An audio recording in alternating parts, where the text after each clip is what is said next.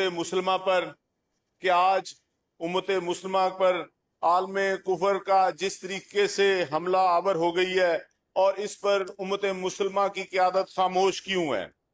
हमारे वजीर ने कहा कि बेचारे ईरान वाले, हम एटमी पावर हैं, वो एटमी पावर नहीं है। लेकिन मसला यह है कि वो भी एटमी पावर बनना चाहते हैं, पूरी दुनिया उनके खिलाफ हो गई है, लेकिन वो अल्लाह के नाम पर आज भी खड़े हुए हैं और बिल्कुल तन्हा खड़े हुए हैं। कोई उनका साथ मुस्लिम ममालिक नहीं देना चाह रहा। कि मोहम्मद से वफा तूने तो हम तेरे हैं, ये जहां चीज है क्या लाहो कलम भी तेरे हैं। आज पूरा कुफर आलम इस्लाम को रोंद रहा है, काट रहा है, मार रहा है। फलस्तीन के हजारों बच्चों के कत्लेआम के बाद ईरान पर आलम कुफर की तबाहकुन हमले हमें बताने के लिए काफी हैं कि अगली बारी हमारी है। हमें इस बात की तरफ तवज्जो देनी चाहिए कि ये अमेरिका जिस तरह से उसने दुनिया का सबसे बड़ा वजनी बम मुसलमानों पर गिराया है, ईरान में गिराया है, इसकी मिसाल जो पहले दुनिया में नहीं है। अगर पहले पाकिस्तान में आप देखें, हमारे वजीर आजम ने OIC कॉन्फ्रेंस बुलवाई। अब तमाम उम्मत मुसलमान को इकट्ठा होना चाहिए। अब OIC कॉन्फ्रेंस क्यों नहीं हो सकती ईरान की जंग के ऊपर। अमेरिका आज फलस्तीनियों को उसको नजर नहीं आ रहा है, वो इसराइल के साथ खड़ा है। वो इसराइल के अगर जंग देखी उन्होंने, जब ईरान पर हमला किया तो ईरान ने जब उन पर बम गिराए तो अब अमेरिका उस जंग में कूद पड़ा है। आपने देखा, इनको तो जंग का अंदाजा नहीं है। ये 24 घंटे में जंग उसकी कतर लपेट में आ गया, ओमान लपेट में आ गया। इसी तरह पाकिस्तान भी इस जंग की लपेट में आ सकता है। तो तमाम उम्मत मुसलमान को OIC कॉन्फ्रेंस बुला कर इस पर इकट्ठा होना चाहिए और हमें ईरान के साथ खड़े हो जाना चाहिए। दूसरी जनाब, ज़राअत की अगर बात की जाए तो बजट के ऊपर इन्होंने ज़राअत में कुछ नहीं रखा। हमारे इधर पहले वजीर यही साहब हुआ करते थे, अब किसी मैडम के पास आ गई है। तो गंदम की जब फसल की खरीदारी का वक्त आया तो उन्होंने इधर बाजू उठा कर कहा कि हम आपको इलेक्ट्रॉनिक रिसिप्ट देंगे, आपका किसान वहां पर जाएगा, आपको वहां पर पेमेंट होगी, आपको बैंक में वो रिसिप्ट लेकर जाएंगे, वो बैंक वाला आपको पेमेंट देगा, आपकी गंदम वहां पर होगी। हम आपको 3 महीने का, हम आप उसके ऊपर जो बैंक लेगा मार्कअप, वो 6 महीने का आपकी मरियम नवाज भरेगी। जनाब, किसी ने 1 बोरी ली है तो आकर आज बताए। और हमारी गंदम 1800 रुपए में बिकी है, 2000 रुपए में बिकी है। हमें घर वो 3500-3600 में पड़ रही थी। आज किसान जो है जिम्मेदार, उसकी बच्चियां शादी के लिए बैठी हुई हैं, उनके पास फसलें काश करने के लिए पैसे नहीं है। तो पता नहीं आपने कहां से उठाकर स्पेशल सीटों वालों को ये महकमा दे दिया और नया महकमा बना दिया। हम तो बिल्कुल जिम्मेदार और किसान अजाब पर चढ़े हुए हैं। बाकी आप बात करें, अब फसल आ रही है तो किसान ने बीजनी थी मुंजी की फसल, तो उस मैडम ने टीवी पर आकर कह दिया चावल की जो मेन अकसाम है उसमें अद्धी पक्की, अद्धी कच्ची, Ralla, half steam, full steam.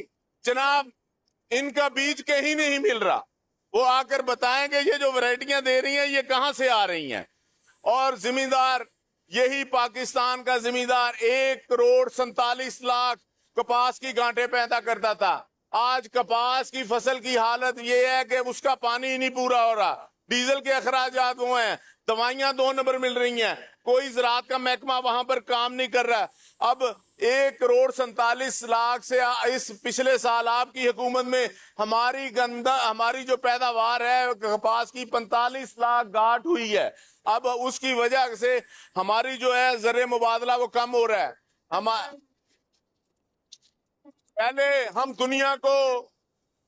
पहली दफा हम दुनिया को रुई बेच रहे थे, अब हालात ये हो गए हैं कि हम दुनिया से रुई खरीद रहे हैं और हमारी गवर्नमेंट ने उसके ऊपर टैक्स माफ कर दिया है। बाहर से रुई लाने के लिए कोई टैक्स नहीं है। जिसकी वजह से हमारा जिम्मेदार पीछे जा रहा है और हमारी जो पहले हम जिसे डॉलर कमाते थे, हमारी जो मेन फसल थी कपास, आज वो खत्म होने के बराबर है। इसकी तरफ हुकूमत की कोई तवज्जो नहीं है। उसके बाद मैं आऊंगा तालीम के ऊपर। जब 2024-25 का यहां बजट पेश किया गया तो यहां पर एक बड़ी स्क्रीन चलाई गई, उसके ऊपर कहा गया कि मैं आपकी वजीर आला मरियम नवाज शरीफ, मैं ईद की ये छुट्टियों, गर्मियों की छुट्टियों के बाद तमाम पंजाब के बच्चों को दूध पिलाऊंगी। यहां पर न्यूट्रिशन की कमी है तो इस कमी को पूरा करने के लिए छुट्टियों के बाद दूध मिलेगा। कल भी वजीर साहब कह रहे थे कि हमने न्यूट्रिशन के लिए पैसे दिए। मैं तहसील अहमदपुर सियाल जिला जंग की बात कर रहा हूं। हमारे जिले के अंदर, तहसील के अंदर, अगर किसी ने पूरे 70 लाख लोगों के लिए 1 लीटर भी दूध कहीं से आया है तो मैं उसका जिम्मेदार हूं।